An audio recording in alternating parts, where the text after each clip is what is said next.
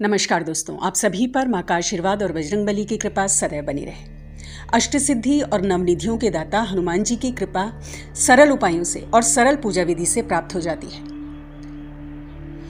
और हनुमान जी की कृपा को प्राप्त करने का सबसे अचूक उपाय है हनुमान चालीसा का पाठ। हनुमान जी के नाम की महिमा को जानकर गोस्वामी तुलसीदास जी ने श्री हनुमान जी को प्रसन्न करने के लिए हनुमान चालीसा की रचना की थी।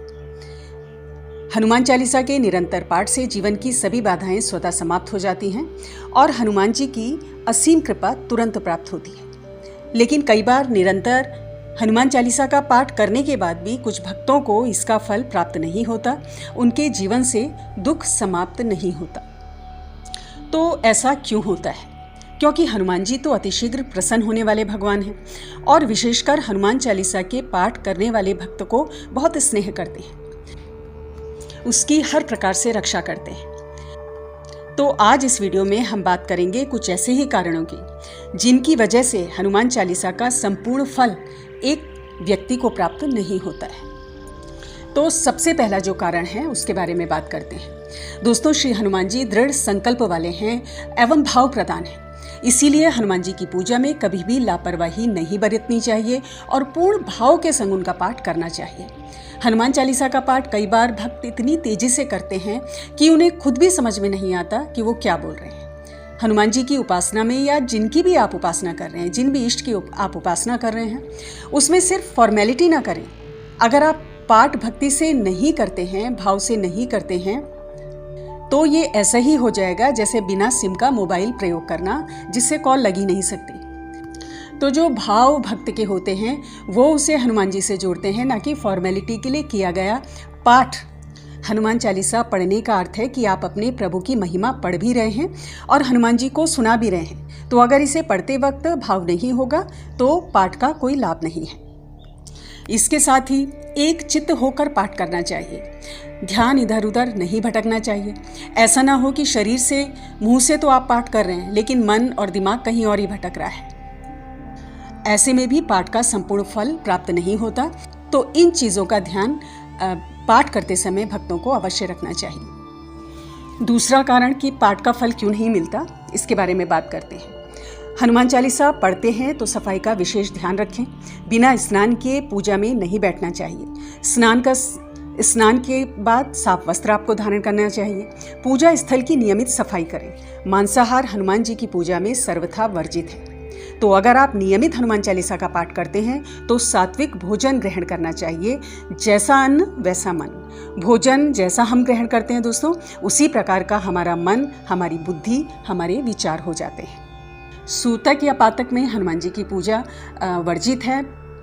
किसी भी देवी देवता की पूजा इन दिनों नहीं करनी चाहिए।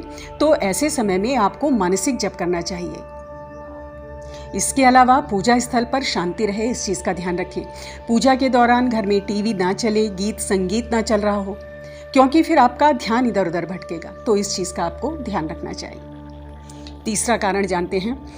श्री हनुमान जी श्री राम के परम भक्त हैं। हमेशा उनका नाम स्मरण करते हैं और राम नाम की महिमा जहाँ पर गाई जाती है वहाँ अनिवार्य रूप से उपस्थित भी रहते हैं। भगवान राम के नाम के बिना हनुमान जी की पूजा संपूर्ण नहीं मानी जाती। तो हनुमान जी को प्रसन्न करने के लिए और हनुमान चालीसा का संपूर्ण फल प्राप्त करने के लिए अगर कोई मंत्र जाप है तो वो है प्रभु श्री राम के नाम का जप। तो हनुमान चालीसा के पाठ से पहले और पाठ संपूर्ण होने के बाद एक माला श्री राम के नाम की अवश्य जप करनी चाहिए। सीताराम सीताराम इस नाम का भी आप जप कर सकते हैं। हनुमान जी के रोम रोम में, उनके हृदय में श्री राम की छवि बसती है। जिसके मुख पर श्री राम का नाम होता है, हनुमान जी उसकी रक्षा स्वयं करते हैं। चौथा कारण जानते हैं कि जब आप हनुमान चालीसा का पाठ कर रहे हैं उस समय आपके शरीर की स्थिति कैसी है, किस आसन पर आप बैठे हुए हैं, इस चीज़ का आपको ध्यान रखना है। ध्यान रहे हनुमान चालीसा का पाठ करते हुए रीढ़ की हड्डी सीधी होनी चाहिए। झुककर बैठना, हाथ पांव हिलाना, शरीर के किसी अंग को खुजलाना, स्पर्श करना, ये सब चीज़ें नहीं होनी चाहिए। और रीढ़ की हड्डी बिल्कुल सीधी रखें, क्योंकि हनुमान चालीसा के पाठ से आपका मूलाधार चक्र जागृत होता है और ऊर्जा ऊर्ध्वगामी होकर मेरुदंड से होते हुए ऊपर की तरफ बढ़ती है, यानी ब्रह्मरंध्र की तरफ बढ़ती है। ये जो ऊर्जा हनुमान चालीसा के पाठ से पैदा होती है, ये सुषुम्ना नाड़ी से होती हुई ऊपर की तरफ जाती है और सुषुम्ना नाड़ी रीढ़ की हड्डी में स्थित होती है। सुषुम्ना नाड़ी रीढ़ की हड्डी से होते हुए ब्रह्मरंध्र चक्र से जुड़ी हुई होती है, यानी कि सहस्रार चक्र से जुड़ी हुई होती है। और पाठ का या किसी भी मंत्र जाप का फल हमें तभी मिलता है जब दैवीय ऊर्जा से हमारा संपर्क होता है, यानी कि जब हमारी ऊर्जा ऊपर की तरफ जाती है, ऊपर की तरफ उठती है। अगर आप गर्दन झुका के बैठेंगे, रीढ़ की हड्डी झुकाकर बैठेंगे, तो जो तरंगों की दिशा है वो ऊपर की बजाय नीचे हो जाएगी और पाठ का संपूर्ण फल आपको प्राप्त नहीं होगा। तो हमेशा रीढ़ की हड्डी सीधी करके, शरीर को सीधा करके आपको बैठना चाहिए। इसके अलावा यदि आपके जीवन में कई प्रकार के संकट हैं, आपके कार्य नहीं बन रहे हैं, बहुत सारे शत्रु हैं या कोई भी बहुत तीव्र संकट आपके ऊपर है, तो हनुमान चालीसा का पाठ खड़े होकर करने से बहुत शीघ्र और बहुत ज़्यादा लाभ प्राप्त होता है।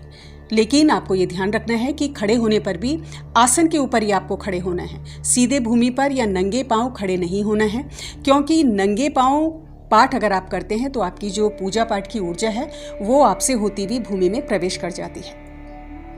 तो जब कभी पाठ करें, आसन के ऊपर बैठकर आपको पाठ करना है या खड़े होकर भी कर रहे हैं तो नीचे आसन आपको अवश्य रखना चाहिए।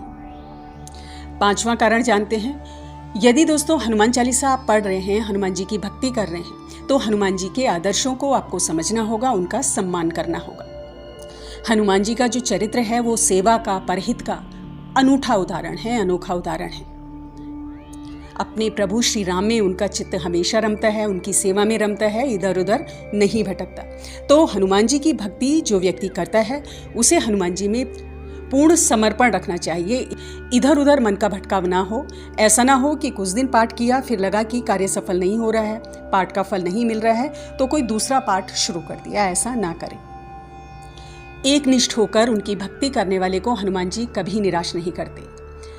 उनका एक और आदर्श है जो हमें समझना होगा, वो है सेवा और त्याग की भावना। चाहे वो अपने प्रभु के लिए है, चाहे किसी भी अन्य प्राणी के लिए है। सेवा की भावना अपने इष्ट के साथ साथ अन्य प्राणियों के लिए भी आपके अंदर इसी प्रकार होनी चाहिए। कथनी और करनी में अंतर ना हो।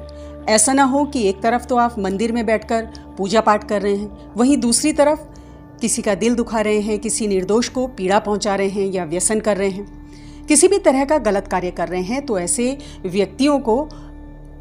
व्यक्तियों से हनुमान जी कभी प्रसन्न नहीं होते और हनुमान चालीसा का फल ऐसे व्यक्तियों को प्राप्त नहीं होता।